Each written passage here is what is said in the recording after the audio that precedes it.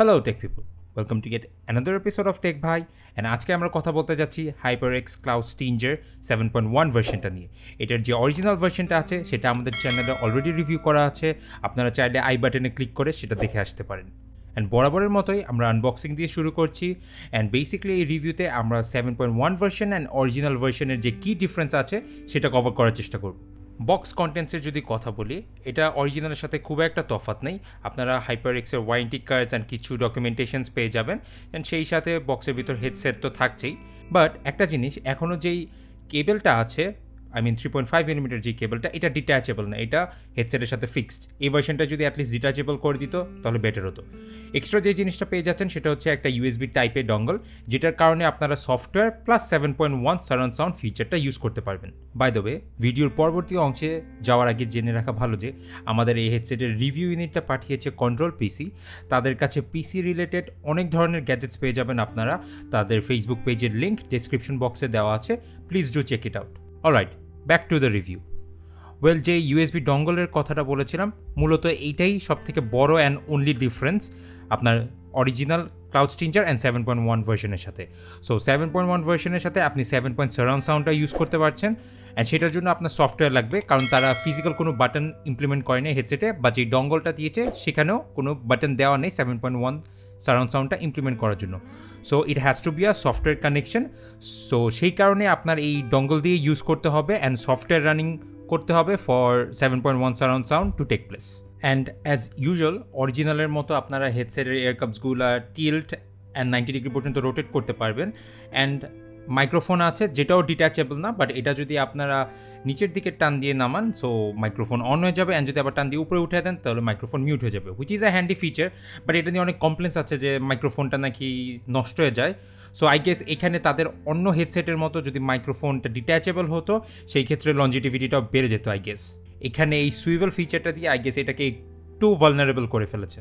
And obviously এয়ারকাপসের ভিতর and হেডব্যান্ডের উপর যেই ফোমটা আছে সেটার ভিতরে আপনারা মেমোরি ফোমস পেয়ে যাচ্ছেন। অ্যান্ড এখানের যেই এয়ারকাপসের টাইপটা সেটা হচ্ছে ভেলোর দিয়েছে instead of pleather. So I guess আপনার কান অত তাড়াতাড়ি গরম হবে না, যেহেতু এখানে একটা ব্রিদেবল মেটেরিয়াল দিয়ে দিয়েছে। Now let's talk about the software. এটা অ্যান্ড অরিজিনাল ভার্সনের কী ডিফারেন্সই হচ্ছে 7.1 সারাউন্ড সাউন্ড আর সফটওয়্যার সাপোর্টটা। যেহেতু এখানে ডঙ্গলটা দেওয়া আছে আপনারা সফটওয়্যার ইউজ করতে পারবেন, বাট একটা কমপ্লেন রয়ে গিয়েছে যে ডঙ্গলের ভিতরে কেন 7.1 সারাউন্ড সাউন্ডটা ইমপ্লিমেন্ট করার বাটন নেই। সেক্ষেত্রে যারা সফটওয়্যার ইউজ করতে চায় না তারা সফটওয়্যার ছাড়াও 7.1 সারাউন্ড সাউন্ডটা ইমপ্লিমেন্ট করতে পারতো।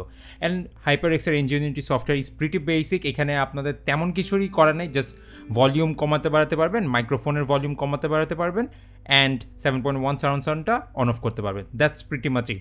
সো আই গেস এটা তারা ওই ডঙ্গলটার ভিতরে ইমপ্লিমেন্ট করতে পারতো।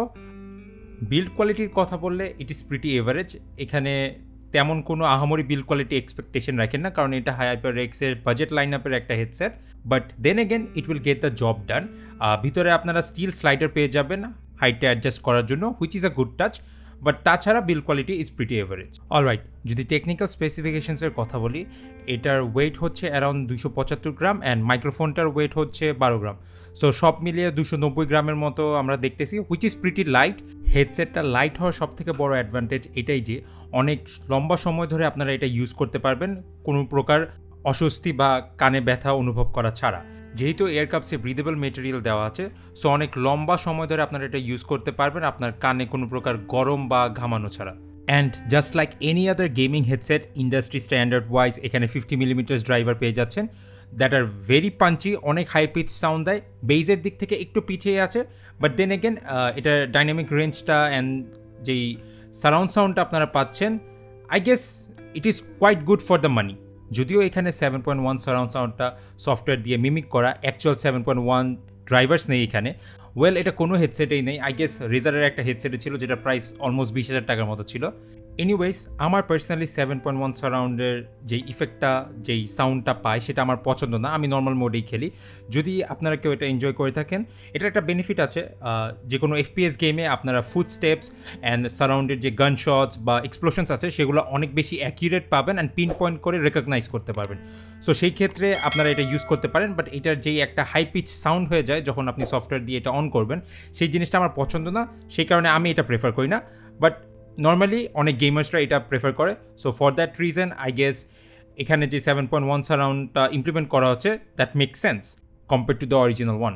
সাউন্ড কোয়ালিটি নিয়ে যদি বলি, বেসে একটু পাঞ্চ মিসিং ছিল, যদিও সেটা ম্যাটার করে না কারণ এটা একটা গেমিং হেডসেট। সো গেমিং হেডসেটে bass is a least priority. যদি মিউজিকের কথা বলে তো হ্যাঁ, বেসটা মিসিং হওয়ার কারণে আরেকটু বেটার কোয়ালিটি সাউন্ড আপনারা এক্সপেক্ট করতেন যখন গান শুনবেন। বাট গেমিংয়ের কথা বললে দিস ইজ কোয়াইট গুড। গেমিংয়ের জন্য আপনার তো অবভিয়াসলি বেসের দরকার নেই, আপনারা pinpoint gunshots, footsteps and explosions শুনতে পাচ্ছেন, that is good enough. And মাইক্রোফোনের কথা যদি বলি, এখন আপনারা যেই সাউন্ডটা শুনতে পাচ্ছেন সেটা কমপ্লিটলি হেডসেটের মাইক্রোফোন দ্বারা recorded. As you can see মাইক্রোফোনে যথেষ্ট সাউন্ড কম্প্রেশন আছে, অ্যান্ড সেটা আমরা এক্সপেক্ট করতেই পারি এই বাজেট রেঞ্জের হেডসেটের সাথে।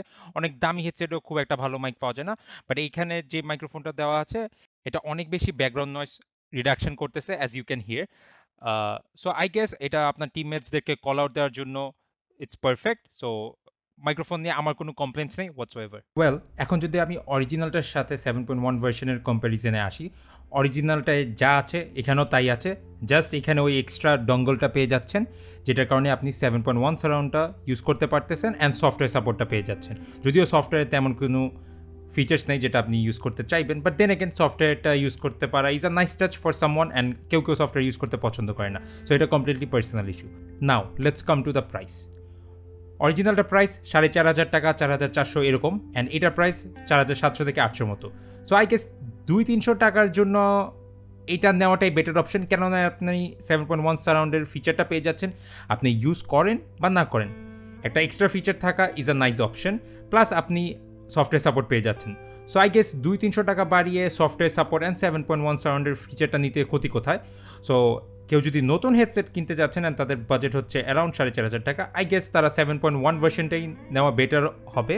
অ্যান্ড কেউ যদি অরিজিনাল থেকে 7.1 ভার্সনে আপগ্রেড করতে চাচ্ছেন, সো আই গেস অতটা দরকার নেই, কারণ 7.1 সারাউন্ড যদি আপনি ইউজ নাও করে থাকেন খুব একটা যে মিস করতেছেন তা না। বাট হ্যাঁ, একটু অ্যাডভান্টেজ তো পাবেনই যদি আপনার ওই সাউন্ড কোয়ালিটিটা পছন্দ হয়ে থাকে। So final verdict for the price, sound quality is good. কমফোর্টের দিক থেকেও যথেষ্ট ভালো, যেহেতু হেডসেটটা অনেক লাইট অ্যান্ড ব্রিদেবল ম্যাটেরিয়াল পেয়ে যাচ্ছেন। ইমপ্রুভমেন্টের কথা যদি বলি, মাইক্রোফোনটা ডিট্যাচেবল করতে পারতো, 3.5 মিলিমিটার কেবলটাও ডিট্যাচেবল করতে পারতো, সেক্ষেত্রে লঞ্জিটিভিটিটা বেড়ে যেত। তাছাড়া সাউন্ড কোয়ালিটি গেমিংয়ের জন্য যথেষ্ট ভালো, মিউজিকের জন্য ঠিকঠাক আছে, অ্যান্ড কমফোর্টের দিক থেকেও ইটস প্রিটি ওকে।